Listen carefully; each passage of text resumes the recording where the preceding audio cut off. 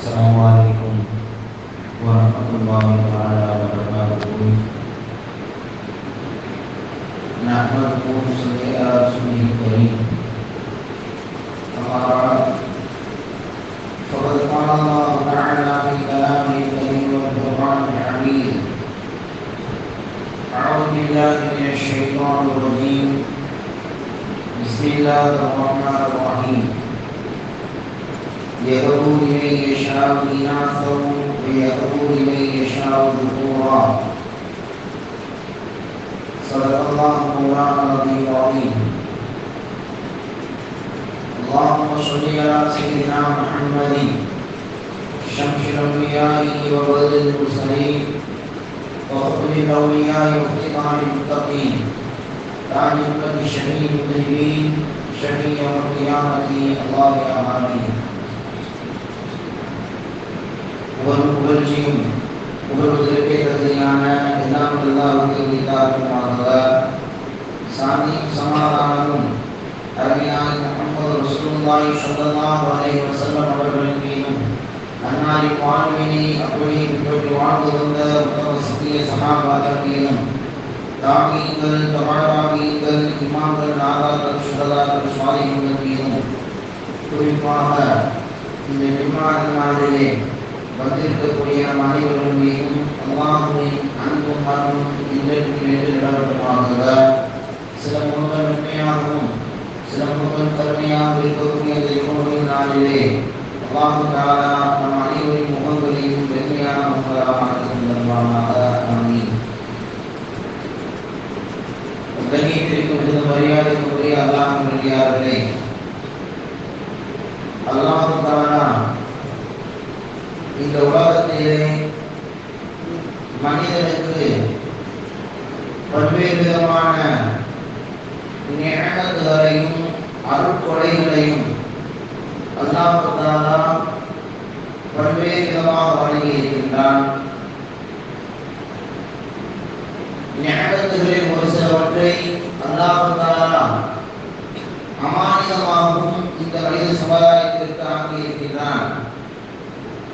அந்த அடிப்படையிலே அல்லாஹ் தஆலாவுடைய நியமத்துகளிலிருந்து நமக்கு கிடைக்கப்பட்ட அமானியமும் நியமத்தும் இரண்டும் சேர்ந்த ஒன்று இருக்கிறது என்று சொன்னால் அது அல்லாஹ்வுடைய புறத்திலிருந்து நமக்கு அமானியமாக வழங்கப்பட்ட உலகை செல்வங்கள் என்று அல்லாஹ் தஆலா தன்னுடைய திருமறையில் சொல்லி காட்டுகின்றான். உலகை செல்வம் என்பது உலகத்தில் உள்ள எல்லா மனிதருக்கும் அல்லாஹ் தஆலா அந்த குழந்தை செல்வத்தை நாடுவதில்லை. அல்லாஹ் தான் நாடியோருக்கு மட்டும்தான் அந்த குழந்தை செல்வங்களை வழங்குகின்றான். அல்லாஹ் தஆலா தன்னுடைய திருமறையை சொல்லி காட்டும் பொழுது யஹூதி மன் யஷாஉ இனாஸா வ யஹூதி மன் யஷாஉ ذُكُورًا. நாம் நாடியோருக்கு ஆண் குழந்தைகளை அன்பளிப்பாகவும் நாம் நாடியவருக்கு பெண் குழந்தைகளை அன்பளிப்பாகவும் அல்லாஹ் தஆலா குழந்தைகளை அன்பளிப்பாக தருகிறேன் என்று அல்லாஹ் தஆலா சொல்லி காட்டுகின்றான். எல்லா மனிதருக்கும் குழந்தையை கொடுப்பதில்லை, தான் நாடியவருக்கு அல்லாஹ் தஆலா குழந்தையை கொடுக்கின்றான். அது மட்டுமல்லாமல் யாருக்கெல்லாம் ஆண் குழந்தை நாடுகின்றான் அவருக்கு ஆண் குழந்தையோ, யாருக்கு பெண் குழந்தை நாடுகின்றானோ அந்த மனிதருக்கு அல்லாஹ் தஆலா பெண் குழந்தைகளை அன்பளிப்பாக வழங்குகிறேன் என்று அல்லாஹ் தஆலா தன்னுடைய வான்மறை மூலமாக சொல்லி காட்டுகின்றான். இப்படி அல்லாஹ் தஆலா குழந்தைகளுடைய கண்ணியத்தை குறித்து பல்வேறு விதமான வசனங்களில் சொல்லி காட்டுகின்றான். குழந்தைகளை பற்றி அல்லாஹ் தஆலா சொல்லி காட்டும் பொழுது அவர்கள் உங்களுக்கு கிடைக்கப்பட்ட நியமத்துக்கு அல்லாஹ் தஆலா சொல்லி காட்டுகின்றான். அவர்கள் உங்களுக்கு கிடைக்கப்பட்ட ரிபத் அல்லாஹ்வின் புறத்திலிருந்து வந்த அன்பளிப்பு என்று அல்லாஹ் தஆலா சொல்லி காட்டுகின்றான். அவர்கள் உங்களுக்கு கிடைக்கப்பட்ட ரஹ்மத் என்று அல்லாஹ் தஆலா சொல்லி காட்டுகின்றான். அவர்கள் உங்களுக்கு கிடைக்கப்பட்ட ஜீனத் அலங்காரம் என்று குழந்தைகளுடைய கண்ணியத்தை பற்றி அல்லாஹ் தஆலா வான்மறை நெடுகும் அல்லாஹ் தஆலா குழந்தைகளை பற்றி அல்லாஹ் தஆலா சொல்லி காட்டுகின்றான். குழந்தைகளை பற்றி அல்லாஹ் தஆலா சொல்வதனுடைய நோக்கம் என்னவென்று சொன்னால் இவ்வளவு அன்பளிப்பு என்றும் ரஹ்மத் என்றும் அவர்களை நியமத் என்றும் அவர்களுக்கு ஜீனத் அலங்காரம் என்று சொல்லி வந்த அல்லாஹ் தஆலா ஒரு வசனத்திலே சொல்லி காட்டுகின்றான். அல் மால் வல் பனூன ஜீனத்துல் ஹயாத்தித் துன்யா துன்யா, குழந்தையும் செல்வம் உங்களுக்கு குறித்தான சோதனை என்று அல்லாஹ் தஆலா சொல்லி காட்டுகின்றார். நிஅமத் என்றும் அருட்கொடை என்றும் நிபத் என்றும் சொன்ன அல்லாஹ் தஆலா ஒரு இடத்திலே உங்களுக்கு குறித்தான சோதனையும் குழந்தையும் செல்வம் தான் என்று அல்லாஹ் தஆலா தன்னுடைய வான்முறை மூலமாக சொல்லி காட்டுகின்றார். இப்படி அல்லாஹ்வினால் புறத்திலிருந்து வந்த அந்த குழந்தைகள் நிஅமத்களாக இருக்கக்கூடியவர்கள், அருட்கொடைகளாக இருக்கக்கூடியவர்கள், அன்பளிப்பாக இருக்கக்கூடியவர்கள் எவ்வாறு சோதனைகளாக மாறுவார்கள் என்று நாம் இன்னும் என்று சொன்னார். மாறுவார்களா என்று கேட்டால் நிச்சயமாக மாறுவார்கள். அல்லாஹ் தஆலா தன்னுடைய வான்முறை அதைத்தான் சொல்லி காட்டுகின்றார். நீங்கள் எவ்வாறு குழந்தைகளை நீங்கள் வளர்க்கின்றீர்களோ, அல்லாஹ் கொடுத்த அந்த அருட்கொடை நீங்கள் எவ்வாறு நீங்கள் வளர்க்கின்றீர்களோ அதை பொறுத்து தான் உங்களுக்கு உங்களுடைய குழந்தைகள் உங்களுக்கு கண்குளிர்ச்சியாகவும் இந்த உலகத்தில் நியமத்தாகவும் அன்பளிப்பாகவும் உங்களுக்கு அல்லாஹ்வின் புறத்திலிருந்த அலங்காரமும் அவர்கள் இருப்பார்கள். அதே போன்று நீங்கள் குழந்தை வளர்ப்பு நீங்கள் சற்று கோட்டை விட்டீர்கள், தவறி விட்டீர்கள் என்று சொன்னால் அவர்கள் உங்களுக்கு இந்த உலகத்திலும் சோதனைகளாக இருப்பார்கள், நாளை மறுமையும் சோதனைகளாக இருப்பார்கள் என்பதை அல்லாஹ் தஆலா தன்னுடைய வான்மறைமுகமாக சொல்லி காட்டுகின்றார். குழந்தைகளுடைய வளர்ப்பை பற்றி இன்று பேசுவதற்கு காரணம் என்னவென்று சொன்னால், ஆண்டுதோறும் நவம்பர் மாதம் வந்துவிட்டாலே குழந்தைகளுடைய மாதமாகவே இருக்கின்றது. காரணம் என்னவென்று சொன்னால், நவம்பர் 7ஆம் தேதி குழந்தைகளுடைய பாதுகாப்பு தினம் என்று ஐநா சபையால் அங்கீகரிக்கப்பட்டு கொண்டாடப்படுகின்றது. நவம்பர் 14ஆம் தேதி இந்திய நாட்டிலே குழந்தைகள் சில்ட்ரன்ஸ் டே கொண்டாடப்பட்டு வருகின்றது. அதே போல இன்டர்நேஷனல் அளவில் உலக அளவில் குழந்தைகள் தினம் என்பது இந்த நவம்பர் மாதம் 20ஆம் தேதி குழந்தைகள் தினம் கொண்டாடப்படுகிறது என்பதை இன்று நாம் நிதர்சனமாக நாம் பார்த்து வருகின்றது. இவ்வாறு குழந்தைகளுடைய மேன்மையை பற்றியும் கண்ணியத்தை பற்றியும் ஐக்கிய நாடுகள் சபை சொல்லி அவர்களுக்கு ஒரு தினத்தை ஏற்பாடு பண்ணி அவர்களுடைய பாதுகாப்பை மேம்படுத்தவும் அவருடைய வளர்ப்பிலே கவனம் செலுத்துவதற்காக இது போன்ற தினங்கள் அனுசரிக்கப்பட்டு கொண்டாடப்பட்டு வருகிறது என்பதையும் நிதர்சனமாக நாம் காண முடிகிறது. அதனால்தான் அல்லாஹ் தஆலா தன்னுடைய திருமுறை மூலமாக குழந்தைகள் என்பவர்கள் அவர்கள் அன்பளிப்புகள் என்று நியமத்துகள் என்பது நமக்கு அல்லாஹ் தஆலா சொல்லி காட்டுகிறார். அது மட்டுமல்லாமல் ஒரு நேரத்தில் அல்லாஹ் தஆலா சொல்லி காட்டும் பொழுது அவர்கள் அல்லாஹ்வுடைய குலத்திலிருந்து உங்களுக்கு கொடுத்த அமானிதங்கள். பொதுவாக அமானிதம் என்பது நாம் ஒரு இடத்தில் எவ்வாறு பெற்றோமோ அதை அப்படியே திருப்பி கொடுக்க வேண்டும். அல்லாஹ்வினால் கொடுக்கப்பட்ட அந்த குழந்தைகளை நாம் திரும்ப அவனிடத்தில் அவன் கொடுத்தவாறு நாம் ஒப்படைத்தோம் என்று சொன்னால் நாம் வெற்றி பெற்றவர்களாகவும், அவன் கொடுத்ததற்கு மாற்றமாக நாம் அவர்கள் ஒப்படைத்தோம் என்று சொன்னால் நாம் பாவத்திற்குள்ளானவர்களாக, தவறிழைத்தவர்களாக, நஷ்டவாளிகளாக என்பதை அல்லாஹ் தஆலா தன்னுடைய வான்முறை மூலமாக சொல்லி காட்டுகின்றார். அது மட்டுமல்லாமல் அல்லாஹ் தஆலா அமானிதமாக கொடுத்தது என்னவென்று சொன்னால், இந்த உலகத்திலே மனிதனுக்கு கொடுக்கப்பட்ட இளமை ஒரு அமானிதம். இளமை ஒரு அமானிதம். அந்த அமானிதத்தை பற்றி அல்லாஹ் தஆலா மறுமையில் கேள்வி கேட்பான். உன்னுடைய இளமையை எவ்வாறு செலவழித்தாய்? அல்லாஹ்வின் பாதையில் செலவு செய்தாயா? அவனுடைய நிலையில் இருந்தாயா? அவனுடைய நிலையை தெரிந்திருந்தாய் என்று இளமை எந்த தூரம் கழித்தாய் என்று அல்லாஹ் தஆலா நாளை மறுமையில் கேட்பான். அதே போன்று மனிதனுக்கு வழங்கியிருக்கக்கூடிய ஆரோக்கியம், அந்த ஆரோக்கியம் ஒரு அமானிதம். அந்த ஆரோக்கியத்தை பற்றி நாளை மறுமையில் அல்லாஹ் தஆலா கேள்வி கேட்பான் என்பதை நபிகள் நாயகம் ஸல்லல்லாஹு அலைஹி வஸல்லம் அவர்கள் ஹதீஸ் மூலமாக நாம் அறிய முடிகிறது. அந்த அடிப்படையிலே குழந்தைகள் என்பவர்கள் நமக்கு அல்லாஹ்வினால் கொடுக்கப்பட்ட அமானிதங்கள். அந்த அமானிதங்களை பற்றி நாளை மறுமையில் பெற்றோர்கள் விசாரிக்கப்படுவார்கள் என்ற செய்தியும் நபிகள் நாயகம் ஸல்லல்லாஹு அலைஹி வஸல்லம் ஹதீஸ் மூலமாக நாம் அறிய முடிகிறது. ஒருவேளை நபிகள் நாயகம் ஸல்லல்லாஹு அலைஹி வஸல்லம் அவர்கள் நம்முடைய ஹதீஸிலே சொல்லி காட்டுகின்றார்கள், கியாமத் நாளிலே நாளை மறுமை நாளில் அல்லாஹ்வுடைய விசாரணையில் இருக்கும் பொழுது முதலாக அல்லாஹ் தஆலா பிள்ளைகள் என்ன தவறு செய்தார்கள் என்று பிள்ளைகளை விசாரணை செய்வதற்கு முன்பாக பெற்றோர்களை விசாரணை செய்வான். பிள்ளைகள் தவறு செய்வதாக இருப்பார்கள், அவர்களை விசாரிப்பதற்கு முன்பாக பெற்றோர்களை அல்லாஹ் தஆலா முதலாக விசாரிப்பான். காரணம் என்னவென்று சொன்னால், ஏன் பிள்ளையை பார்த்து ஏன் தப்பு செஞ்சேன்னு கேட்க வேண்டாம், ஏன் தப்பு செய்ய அளவுக்கு உங்களுடைய குழந்தையை வளர்த்தாய், அந்த குழந்தையை நீ சீர்படுத்தவில்லை என்று முதல் கேள்வி பெற்றோர்களுக்கு தான் அல்லாஹ் தஆலா கேள்வி கேட்பான். இரண்டாவதாக தான் பிள்ளைகளை அல்லாஹ் தஆலா விசாரணை செய்வான் என்பதை நபிகள் நாயகம் ஸல்லல்லாஹு அலைஹி வஸல்லம் அவர்கள் எடுத்து தெரிவித்தார்கள். ஆனால்தான் குழந்தை வளர்ப்பு என்பது சாதாரண ஒன்றல்ல, அது ஒரு இபாதத் என்பதை மார்க்கம் நமக்கு கற்றுத் தருகின்றது. பொதுவாக ஒரு குழந்தை சரியாக வளர்ந்தது என்று சொன்னால் அது அடுத்த தலைமுறைக்கும் அடுத்தடுத்து வரக்கூடிய சந்ததிகளை அது தலைத்தூக்கி இருப்பதற்கு அது காரணமாக இருக்கிறது என்பதை மார்க்கம் நமக்கு கற்றுத் தருகின்றது. பொதுவாக பெற்றோர்களுக்கு செய்ய வேண்டிய கடமைகள் குழந்தைகளுக்கும் இருக்கின்றது, குழந்தைகளுக்கு செய்ய வேண்டிய கடமைகள் பெற்றோருக்கும் இருக்கின்றது. இந்த இரண்டிலும் குறை வைத்தாலும் அது மறுபடியும் அல்லாஹ்விடத்திலே விசாரணைக்குள்ளாக ஆக்கப்படுவோம் என்ற செய்தியும் நபிகள் நாயகம் ஸல்லல்லாஹு அலைஹி வஸல்லம் ஹதீஸ் மூலமாக நாம் அறிய முடிகிறது. அந்த அடிப்படையிலே குழந்தை வளர்ப்பு என்பது சொல்லுவார்கள், மார்க்கத்திலே சொல்லுவார்கள், சொல்வார்கள், அது ஒரு தர்பியா, அது ஒரு தர்பியா. குழந்தை வளர்ப்பது என்பது நோன்பு எவ்வாறு நமக்கு கடமையானதோ, நோன்பு எவ்வாறு வல்லாங்களாக இருக்கின்றதோ, தொழுகை எவ்வாறு வல்லாங்களாக இருக்கின்றதோ, பக்தி எவ்வாறு வல்லாங்களாக இருக்கின்றதோ, அதே போன்று அது கடமையாக எல்லாம் எவ்வாறு நமக்கு கம்மாவையாக இருக்கின்றதோ, அதே போன்ற குழந்தையை வளர்க்கக்கூடிய அந்த வளர்ப்பு என்பது ஒரு தர்பியா என்பதும் ஒரு கடமை, கடனுக்கு நிகரான கடமை என்பதை மார்க்கம் நமக்கு சுட்டி காட்டுகின்றது. அல்லாஹ் தஆலா தன்னுடைய திருமறையை சுட்டி காட்டும் பொழுது தவறு என்று அல்லாஹ் தஆலா தன்னுடைய வார்த்தைகளை சுட்டி காட்டுகின்றார். நீங்களுடைய குழந்தைகள், உங்கள் பிள்ளைகளை நீங்கள் வளருங்கள் என்று அல்லாஹ் தஆலா சுட்டி காட்டுகின்றார். எப்படி வளருங்கள் என்பது அல்லாஹ் தஆலா தன்னுடைய வார்த்தையின் மூலமாக பல்வேறு விதமான சான்றுகள் நமக்கு எடுத்து தருகின்றார். உங்கள் குழந்தைகளை நீங்கள் மார்க்கம் சார்ந்தவராக வளருங்கள். மார்க்கம் சார்ந்தவராக நீங்கள் உங்கள் குழந்தைகளை வளர்க்கும் பொழுது அது ஒரு இபாதத் என்பதை அல்லாஹ் தஆலா தனது உம்மத்தார்களுக்கு வான்மறைமுகமாக சொல்லி காட்டினார் என்று செய்யும் வரலாறுகளை நாம் பார்க்க முடிகிறது. பொதுவாக நாம் எல்லாம் எண்ணிக்கொள்ளலாம், குழந்தை வளர்ப்பு என்பது அந்த குழந்தைக்கு உணவு கொடுக்கணும், அந்த குழந்தைக்கு ட்ரெஸ் எடுத்து கொடுக்கணும், அந்த குழந்தைக்கு இருக்க எடுப்பிடம் கொடுக்கணும், அந்த குழந்தைக்கு ஒரு வேலை வாங்கி கொடுக்கணும் என்றுதான் நாம் எண்ணிக்கொள்வோம். ஆனால் அல்லாஹ் தஆலா சொல்வது குழந்தை வளர்ப்பு என்பது அதல்ல. மார்க்கம் சார்ந்தவராக தீனை காணக்கூடியவராக ஒரு குழந்தையை வளர்ப்பதுதான் உண்மையான குழந்தை வளர்ப்பு. அது ஒரு இபாதத் என்பதை அல்லாஹ் தஆலா சொல்லி காட்டுகின்றார். மார்க்கத்தின் அடிப்படையிலே நம்முடைய குழந்தையை தர்பியா செய்து கொண்டு வரும் பொழுது அந்த குழந்தைகள் நமக்கும் பிடித்தமானவர்களாக, அல்லாஹ் ரசூலுக்கும் பிடித்தமான குழந்தைகளாக ஆவார்கள். அல்லாஹ் ரசூலுக்கும் ஒரு குழந்தை பிடிக்கவில்லை என்று சொன்னார், அது நமக்கும் பிடிக்காத குழந்தை என்று சொன்னார், அது அல்லாஹ் ரசூலுக்கும் பிடிக்காத குழந்தையாக ஆகிவிட்டது. அதனால்தான் உங்கள் குழந்தைகளை நீங்கள் ரப்புக்கு பிடித்த குழந்தைகளாக, ரசூலுக்கு பிடித்த குழந்தைகளாக நீங்கள் மார்க்கம் சார்ந்த உங்களுடைய குழந்தைகளை வளர்ப்பதற்கு மார்க்கம் நமக்கு கற்றுத் தருகின்றது.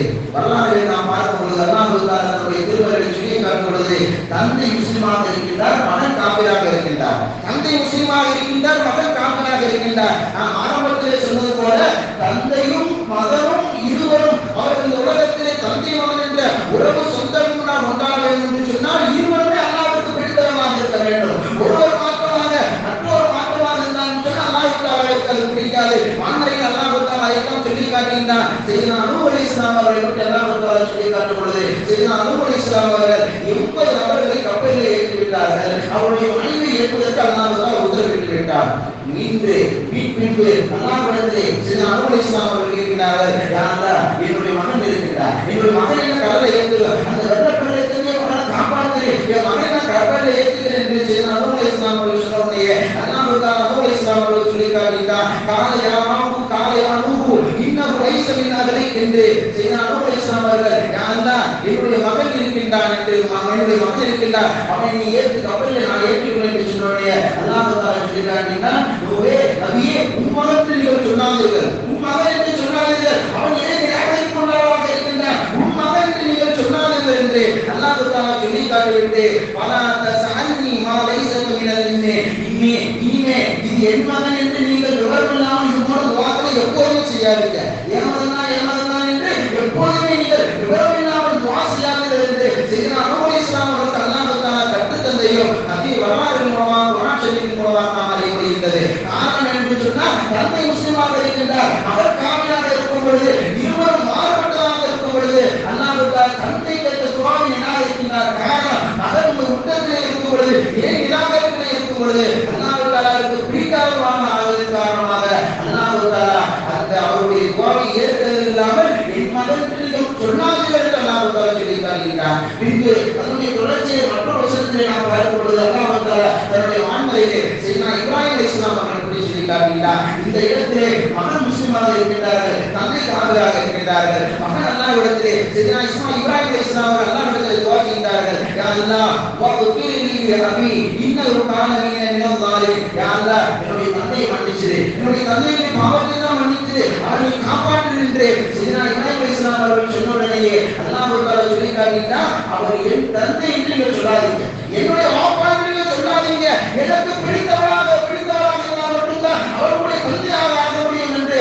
ஆனால் என்னுடைய தந்தை என்று நீங்கள் சொல்லாதீர்கள் என்று சையதுனா இப்ராஹிம் அலைஹிஸ்ஸலாம் அவர்களுக்கு அல்லாஹ் தஆலா உத்தரவிட்டிருக்கிறார் என்பதை குர்ஆன் ஷரீஃபின் மூலமாக நாம் பார்க்கக்கூடியது. அதனால்தான் தந்தைக்கும் மகன் உறவு என்பது மகன் தந்தை உறவாக இருக்கட்டும், தந்தை மகன் உறவாக இருக்கட்டும், இந்த இரண்டுமே அல்லாஹ்வுக்கு பிடித்தமானதாக இருந்தால் மட்டும்தான் என்னுடைய மகன் என்று சொல்ல முடியும். என்னுடைய அல்லாஹ்வுக்கு பிடித்தமானதாக இருந்தால் மட்டும்தான் என்னுடைய தந்தை என்று சொல்ல முடியும். என்னுடைய தந்தை என்று சொல்வதற்கும் என்னுடைய மகன் என்று சொல்வதற்கும் அல்லாஹ்வுக்கு அவருடைய சுத்தம் நீடிக்கக்கூடியதாக இருக்கும் என்பதை அல்லாஹ் தன்னுடைய வான்மறை மூலமாக சொல்லி காட்டுகிறார். அதனால்தான் மார்க்கம் நமக்கு கற்றுத் தருகின்றது. அந்த குழந்தை வளர்ப்பு என்பது ஒரு இபாதத்து. நிறைய இன்றைய காலகட்டத்தில் நிறைய வேலை இருக்கு. குழந்தைதான் எப்படி வளர்க்கிறது? குழந்தை வளர்த்து இருக்க முடியுமா? குழந்தை வளர்க்கிறது வீட்டுல அம்மாவுடைய வேலை, வீட்டுல தாயுடைய வேலை என்று சொல்லிக் கொள்வார்கள். மார்க்கம் நமக்கு கற்றுத் தருகின்றது.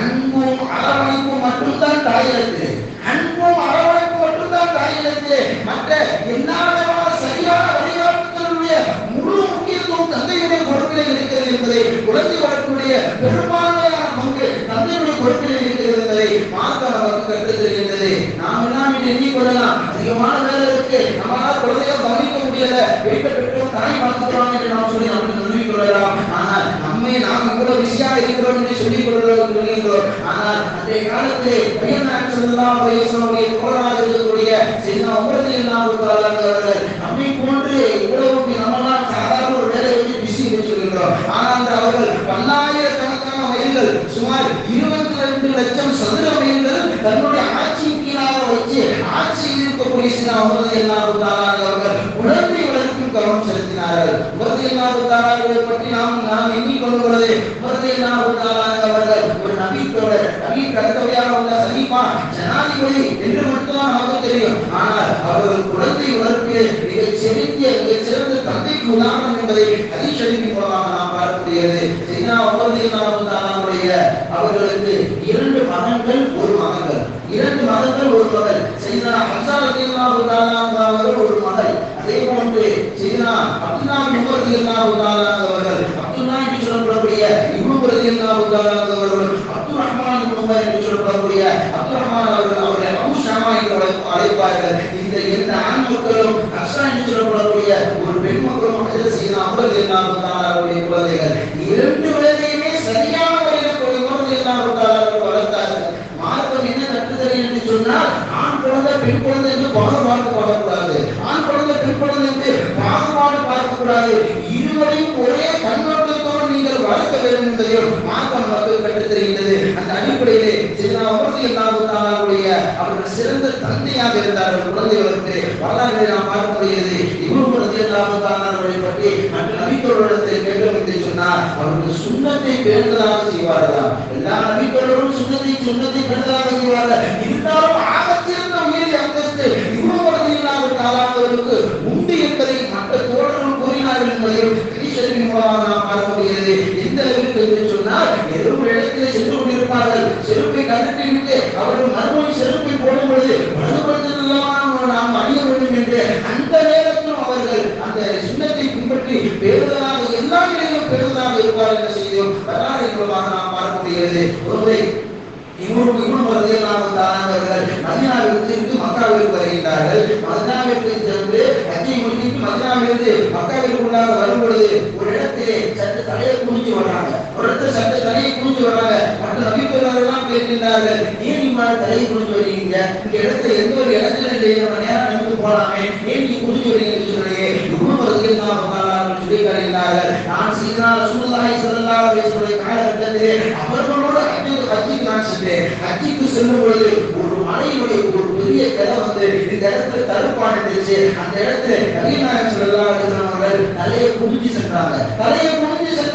இப்ப அந்த மரநிலை கிளை தடுக்கவில்லை. இருந்தாலும் பெருமான ரசூலுல்லாஹி ஸல்லல்லாஹு அலைஹி வஸல்லம் அவர்கள் செய்த அந்த சுன்னத்தை, தலையை குனிந்து அவர்கள் சென்றார்களா, அந்த சுன்னத்தை நான் செய்கிறேன் என்று இப்னு ரலியல்லாஹு தஆலா கூறினார் என்பதையும் வரலாறுகளை நாம் பார்க்க முடிகிறது. இந்த அளவிற்கு நபியுடைய ஒவ்வொரு அசைவையும் அங்கத்தையும் அவர்கள் பின்னியும் பிணைத்து அவர்கள் நேசமாக கொண்டு அந்த சுன்னத்தை வெளிப்படுத்தியதன் காரணமாக சுன்னத்திற்கு திரைத்தவராக உயர்ந்தவர்களாக இப்னு ரலியல்லாஹு தஆலா அவர்கள் நிகழ்ந்தார்கள் என்ற செய்தியோடு வரலாறுகளை நாம் பார்க்க முடிகிறது. ரலியல்லாஹு தஆலா அவர்கள் ஒரு நாயகம் ஸல்லல்லாஹு அலைஹி வஸல்லம் அவர்களை பற்றி அவர் ரலியல்லாஹு தஆலா அவர்கள் குழந்தை வளர்ப்பை பற்றி சொல்லி காட்டும் பொழுது உமர் ரலியல்லாஹு தஆலா சொன்னார்கள், குழந்தை வளர்த்திருப்பது தான் அல்லாஹ்விடத்திலே உங்களுக்கு வெற்றியும் நெருக்கமும் இருக்கிறது. அல்லாஹ்வுடைய நெருக்கம் வேண்டுமா, அல்லாஹ்விடத்திலே உங்களுக்கு வெற்றி வேண்டுமா, குழந்தை வளர்ப்பதுதான் உங்களுக்கு இது இரண்டிலும் வெற்றியும் அல்லாஹ்விடத்திலே நெருக்கமும் கிடைக்கின்றது என்ற செய்தியை ஹஜ்ரத் சையதுனா உமர் ரலியல்லாஹு தஆலா அவர்கள் கூறுகிறார்கள்.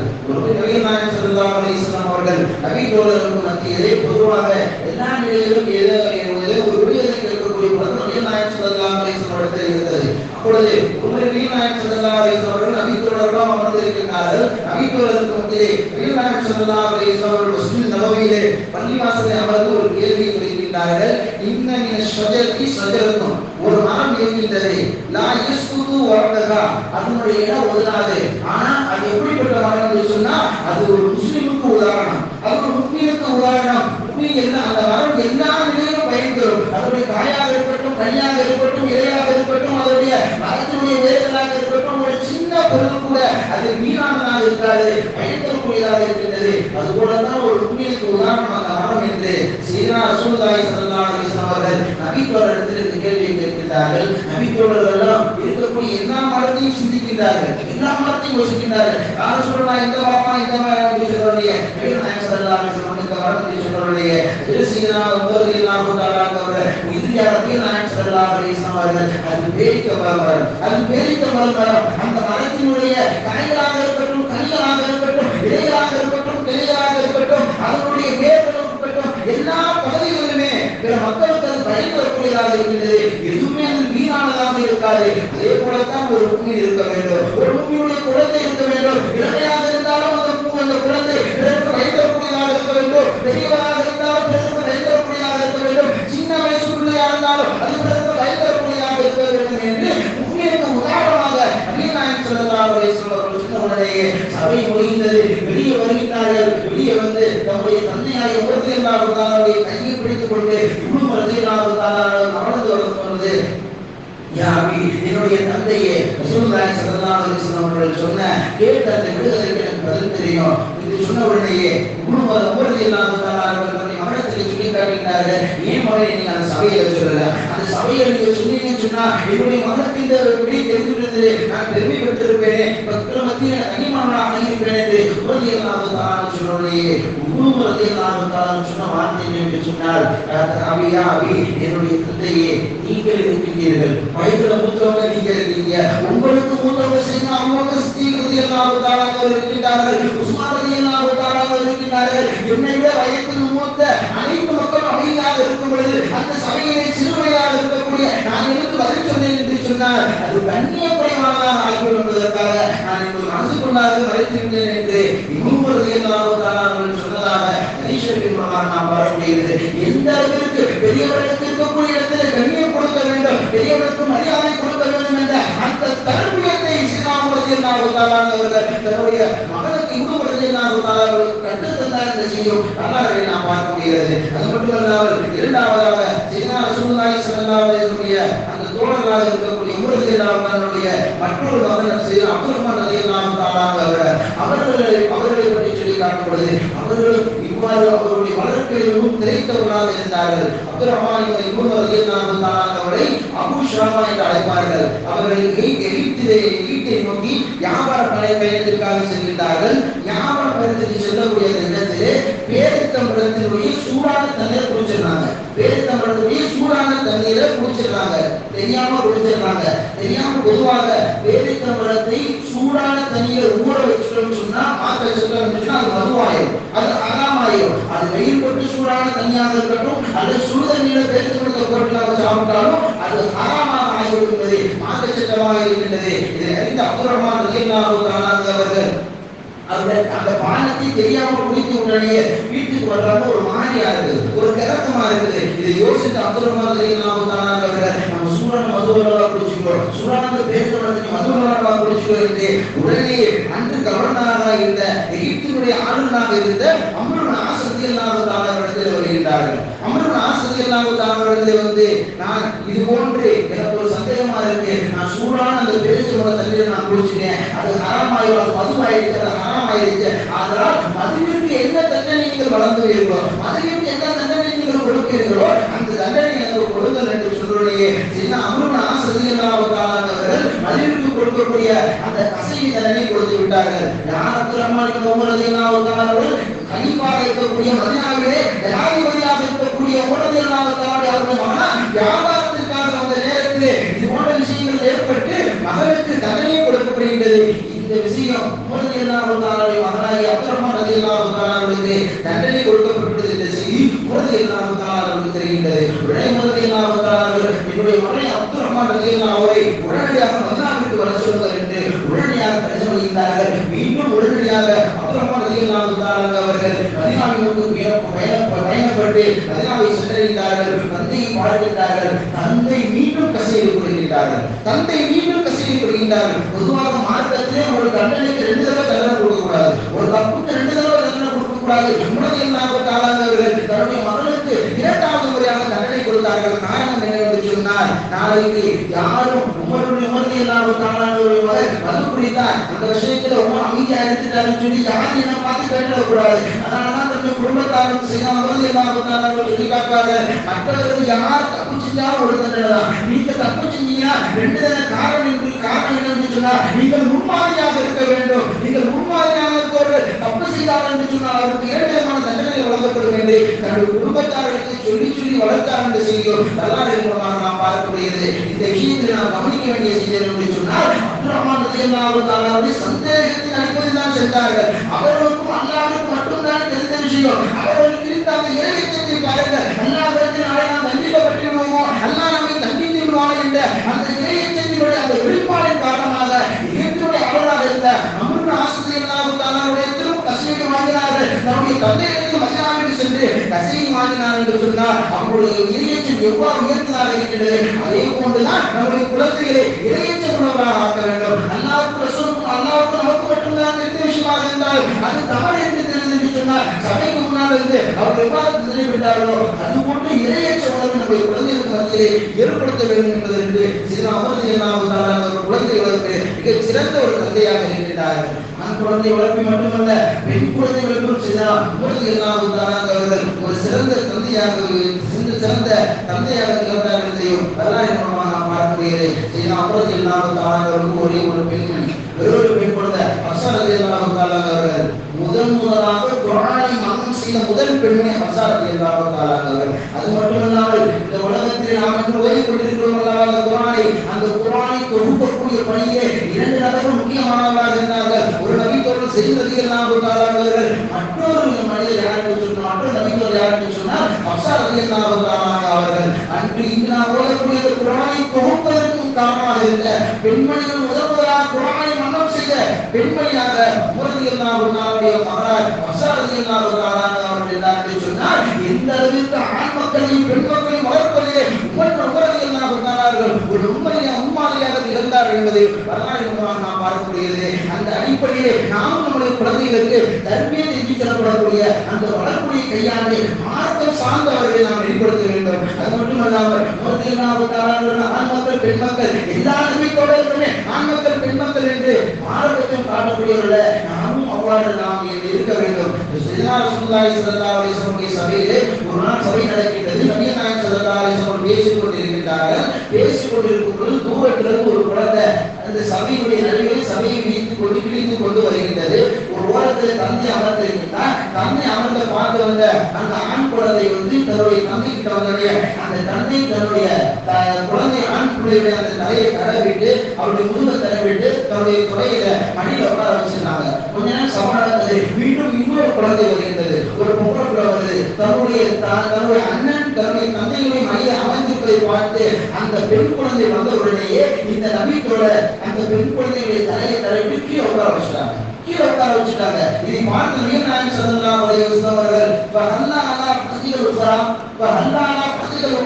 உங்களுக்கு மற்றொரு துறை இல்லையா? நீங்க எவ்வாறு ஆண் குழந்தை வந்தபோது தலையை ஒரு தடவை உட்கார வச்சீங்கல்ல, மற்றொரு துறை இருக்குல்ல, ஏன் நீங்க பெண் குழந்தை வந்த உடனேயே நீங்க அது போன்று செய்யவில்லை என்று சொன்னோடைய அந்த நபித்தோட தன்னுடைய பெண் குழந்தையை தூக்கி வழியில் வைத்தார்கள். அப்புறம் நபிகள் நாயகம் ஸல்லல்லாஹு அலைஹி வஸல்லம் சொன்னார்கள், இப்போதுதான் நீங்கள் நீளமாக நடந்தீர்கள், இப்போதுதான் நீங்கள் நீளமாக நடந்தீர்கள். ஆண் குழந்தையாக இருக்கட்டும் பெண் குழந்தையாக இருக்கட்டும் எல்லா நிலையிலும் இருவருக்கு மத்தியில் நீங்கள் நீளமானவராக இருங்கள் என்று நபிகள் நாயகம் ஸல்லல்லாஹு அலைஹி வஸல்லம் கற்றுத்தந்ததன் மூலமாக வரலாற்றை நாம் பார்க்கக்கூடியது. அந்த அடிப்படையில் குழந்தை வளர்ப்பு என்பது முக்கியமான ஒரு இபாதத் என்பதை மார்க்கம் நமக்கு கற்றுத்தந்திருக்கிறது. குழந்தை வளர்ப்பை நாம் ஒரு குடும்பத்தை நம்முடைய குழந்தையை பக்குவப்படுத்த வேண்டும். இரண்டாவதாக அவர்கள் பக்குவப்படுத்துவதற்கு ஏற்ற ஒரு சாலை என்று சொன்னால் மக்கள் மதரசாவிற்கு குழந்தைகள் வருவதன் மூலமாக அவர்களுடைய கண்ணியங்கள் ஏற்படும், பிறரை எவ்வாறு மதிக்க வேண்டும், பிறரிடத்தில் எவ்வாறு நடக்க வேண்டும், சமூக மக்களிடத்தில் எவ்வாறு நடக்க வேண்டும், பெரியவர்களிடத்தில் எவ்வாறு நடக்க வேண்டும், சிறியவர் மீது இரக்கம் காட்ட வேண்டும் என்பது